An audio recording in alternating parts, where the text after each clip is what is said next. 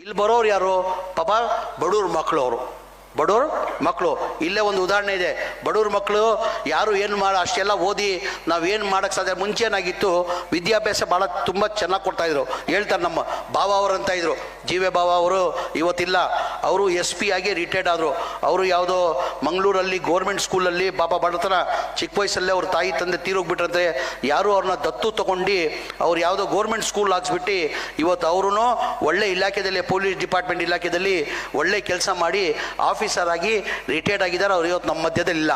ಅದ್ರ ಜೊತೆಲಿ ಇನ್ನೊಬ್ಬರು ಇಲ್ಲೇ ಉದಾಹರಣೆ, ನಸೀರ್ ಅಹಮದ್ ಸಾಹೇಬ್ರು ಈಸ್ ಫ್ರಮ್ ಬಳ್ಳಾರಿಯಲ್ಲಿ ಅವ್ರು ವಾಸ ಮಾಡ್ತಾಯಿದ್ರು. ಅವ್ರ ತಂದೆ ತಾಯಿಯವರು ಏನು ಶ್ರೀಮಂತರಿಲ್ಲ, ಭಾಳ ಬಡತನ ಅವ್ರಿಗೆ. ಅವರು ಗೌರ್ಮೆಂಟ್ ಉರ್ದು ಸ್ಕೂಲಲ್ಲಿ ಹೋಗಿ ಇವತ್ತು IPS ಆಗಿ IG ಆಗಿ ರಿಟೈರ್ಮೆಂಟ್ ಆಗಿ ನಿಮ್ಮ ಮುಂದೆ ಕೂತಿದ್ದಾರೆ.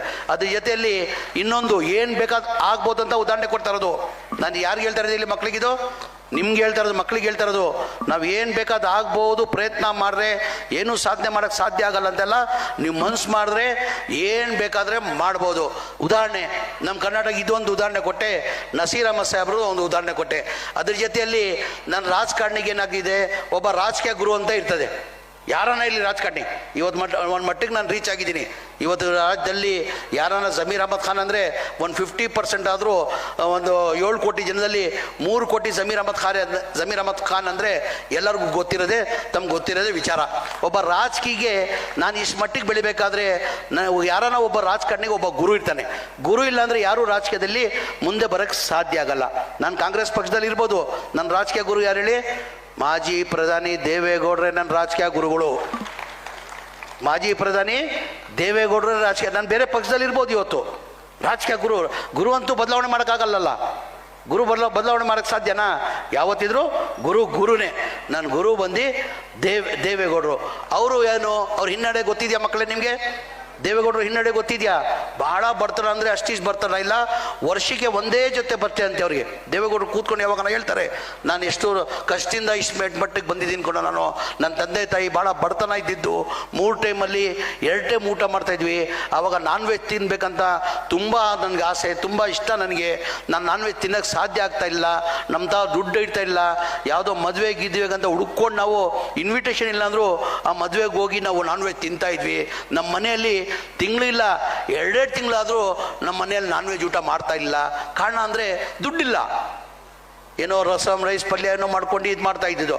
ಅಷ್ಟು ಕಷ್ಟದಿಂದ ಮಂದಿ. ದೇವೇಗೌಡರು ಅಂದರೆ ರೈತರ ಮಗ ಅಂತ ಎಲ್ಲರಿಗೂ ಗೊತ್ತಿರೋದೆ.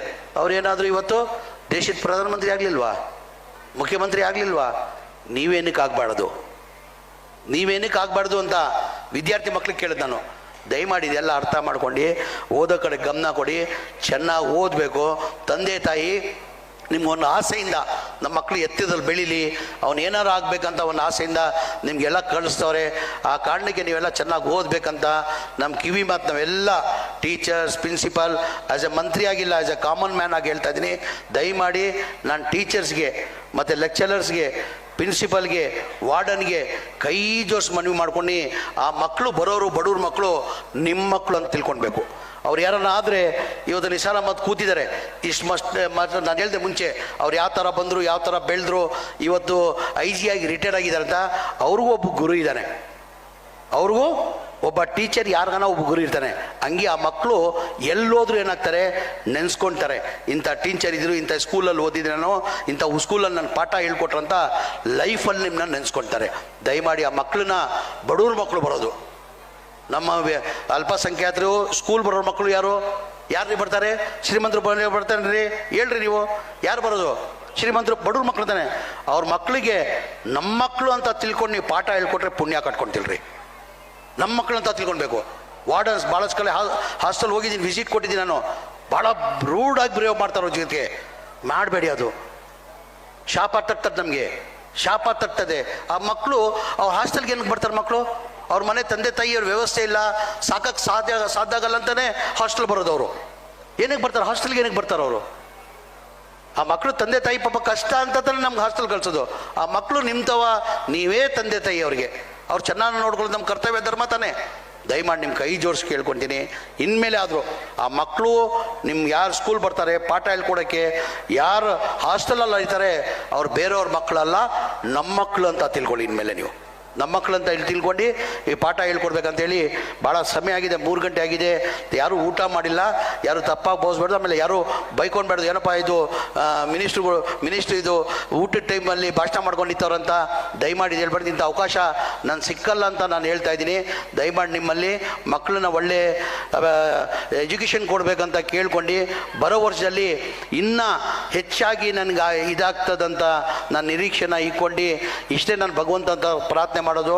ನಾನು ಇನ್ನೂ ಹೆಚ್ಚಿನ ತಮಗೆಲ್ಲ ಸೇವೆ ಮಾಡೋ ಶಕ್ತಿ ಕೊಡಲಿ ಅಂತ ಆ ಭಗವಂತನ ಪ್ರಾರ್ಥನೆ ಮಾಡಿ ಎಲ್ಲರಿಗೂ ಅಭಿನಂದನೆ ಸಲ್ಲಿಸಿ, ಮೊದಲಾಗಿ ಎಲ್ಲ ನಮ್ಮ ಮೈನಾರಿಟಿ ಇಲಾಖೆ ಡಿಪಾರ್ಟ್ಮೆಂಟ್ ಅವರಿಗೆ, ನಮ್ಮ ಜೀಲಾನಿ ಅವರಿರಲಿ, ಪಾಟೀಲ್ ಅವರಿರಲಿ, ಮಸೂದ್ ಅವರಿರಲಿ, ಎಲ್ಲ ಸೇರಿ ಈ ಅದ್ಧೂರಿ ಕಾರ್ಯಕ್ರಮ ಮಾಡಿದ್ದಕ್ಕೆ ನಾನು ಹೃದಯದಿಂದ ಅವರಿಗೆ ಧನ್ಯವಾದಗಳು ಸಲ್ಲಿಸಿ, ಅದ್ರ ಜೊತೆ ನಮ್ಮ PS ಅವ್ರದ್ದು ಪಾತ್ರ ಇದೆ, ನಮ್ಮ ಸರ್ಫರಾಜ್ ಖಾನ್ ಅವ್ರದ್ದು ಪಾತ್ರ ಇದೆ, ನಮ್ಮ ಸೆಕ್ರೆಟರಿ ಅವ್ರದ್ದು ಪಾತ್ರ ಇದೆ, ನಮ್ಮ ಹಸೈನ್ ಅವ್ರದ್ದು ಪಾತ್ರ ಇದೆ.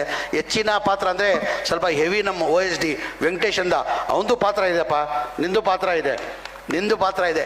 ಎಲ್ಲ ಸೇರಿ ನಾನೇನು ಒಬ್ಬ ಮಾಡೋಕ್ಕೆ ಸಾಧ್ಯ ಆಗಲ್ಲ, ನಾನು ಯಾವತ್ತೂ ಒಪ್ಪಲ್ಲ. ನಾನು ಎಲ್ಲರಿಗೂ ಏನಂತೀನಿ ಕೇಳಿ, ನನ್ನ ಅಧಿಕಾರಿಗಳಿಗೆ ನಾನು ಯಾವತ್ತೂ ನನ್ನ ಮಿನಿಸ್ಟ್ರಿ ಅಂತ ತಿಳ್ಕೊಂಡ್ಬೇಡ್ದು.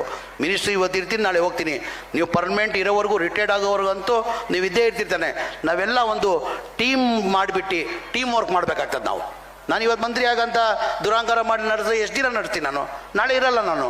ಹಂಗಾಗಿ ನಾನು ಸ್ಟಾಫ್ ಜೊತೆ ಒಂಥರ ಟೀಮ್, ನಾವೆಲ್ಲ ಒಂದು ಟೀಮ್ ವರ್ಕ್ ಮಾಡಿದ್ರೆ ಮಾತ್ರ ಒಳ್ಳೆ ಕೆಲಸ ಮಾಡೋಕ್ಕೆ ಸಾಧ್ಯ.